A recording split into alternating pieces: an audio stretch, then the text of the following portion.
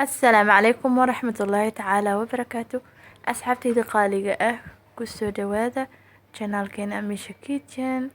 haddii aad ku cusub tahay channelka welcome, haddii aad hore nala joogtay nala sii joog, haddii ay tahayna markii ugu horeysa soo boqotay please subscribe dheh, gambaleelkana furo, nagu soo biir. waa mahadsan tahay. maasha allah asxaabteyda qaaliga, maanta waxaa idinku talgalay cabitaankan oo aad healthy u ah, oo aad u macaan insha allah, oo aan rajeynaya inaad soo tijaabin doontiin, oo aana ka heli doontiin sida aniga aga helay, oo aana idinla soo sheergareeyey. maasha allah, soo dhawaadahe asxaabteyda. cabitaankeena waa carrot juice oo aan kusoo shiidan doono insha allah caano. aada aga heli doonta haddii aad caanaha kusoo shiidato. kaaroodka ogna faa'iido badan ayuu leeyahay. midda ugu weyn ayaa waxay tahay inuu u fiican yahay caafimaadka indhaha, oo aad uu usoo celiyo aragtida. maasha allah, caruurta badanaa ma jeclo, laakiin si ay u jeclaadaan markaas cabitaankeena macaan noogu noqdo, si casri noogu noqdo, si caruurta noogu jeclaadaan, kama badinayno kaaroodka.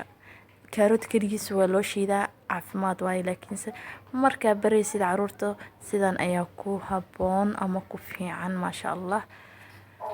maasha allah, hadda makiinad maxaa kusoo shubay caanihii iyo karoodkii. 2 koob ay ahaayeen caanaha iyo karoodka oo 1 xabo ah.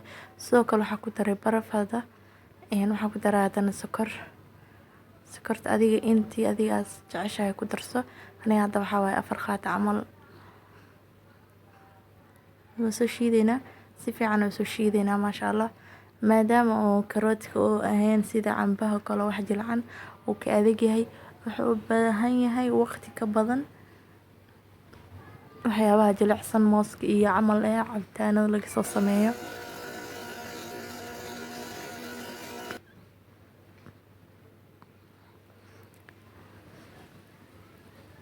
ilaa uu adiga oo si dhan si fiican isku dhex galaya, si caanaha isku mid ka noqonayaan. waa soo shiidaysa insha allah. inuu kasoo taagnaado lama rabo, in laga fahmo xataa lagama rabo. dhadhanka keliya in laga dareemaa la rabaa, iyo carafta. maasha allah sigana markaasaan daboolka ugu qaadid uu kusoo carfaya. hadda xataa wuu soo carfayaan. waa loo baahan yahay in la bedelo cabitaanada maasha allah, oo caruurta ay ka helayaan manaacada. maxaa la dhahay sheekay awood siinaya, jirkooda korinaya. xataa adiga weyn caruur keliya laguma talagalin, waa u baahan tahay. oo haddaba waxaa idin tusayaa qaybtii oo dadka waaweynka ugu talagalay. mar walba waxaan jeclahay cabitaanada inaan si casri oo caalami idinku soo diyaariyo. halkan waxaa ku haystaa malab, sidoo kale karooda soo shiiday. malabkii ayaa hadda sidaas usoo gelinaya. markaan soo geliyo malabka kadib, waxaa rabaa xoogaa wax qoyan oo ku dhagaya inuu noqdo. intan waxaa ku haystaa saxankan yar karood aniga aan soo hoolay. waxaan kusoo hoolay geed loogu talagalay oo lagu soo hoolo. maasha allah. ama haddii aad haysanin makiinada kusoo shiidi kartaa. markaas kadib wuxuu kuu noqonayaa mid zaid u yaryar oo budo ah. kadibna koobka si fiican malabka uga gaarsiinay geesaha saas ugu dhexee. si fiican soo fahantiin, si kartiib ugu sameynayo arkaysiin. waxa zaid u tisleynayaan lagama rabo. meesha ay istiraada adiga ma gaarin ama ka maqan tahay, waa ku celinaysaa, dhib ma lahan. hadduu zaid u qoyana muku dhagaaya, asiga dhan wuu isku dhagdhagaya.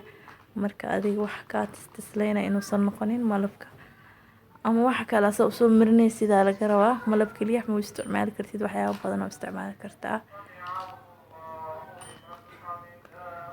waa kana haddana koobkii kale ayaan soo yeelayaa sidii hore camal. I hope inaad tahay easy oo qof walbana sameyn kara. kaaroodkan waxba kaama dhibaayo, sidiisa waa ka cuni kartaa. maasha allah, cabitaankeena waa aragtiin quruxda badan. haddii hadda karoodka zaid ugu badan lahaa, intaas kalarka waa kasii badnaan lahaa oo wuxuu noqon lahaa tiq. laakiin hadda xoogaa waa yar bibiyo. caanihii karoodka markii soo shiiday ayay midabkooda sidaas isku noqday. maasha allah. haddii aad ka heshay biliis laagta hanaga baqiilin. Wixii talo tusaale ana commentiga noogu reeb iyo dhiirigelinta waa xagiina. waa ku mahadsantihiin daawashadiina. intaan ka gaari doono fiidiyogan fiidiyowga xigo waxaa idinka tagayaa sidaas iyo nabadgelyo. wassalaamu calaykum waraxmatullaahi tacaala wabarakaatuh.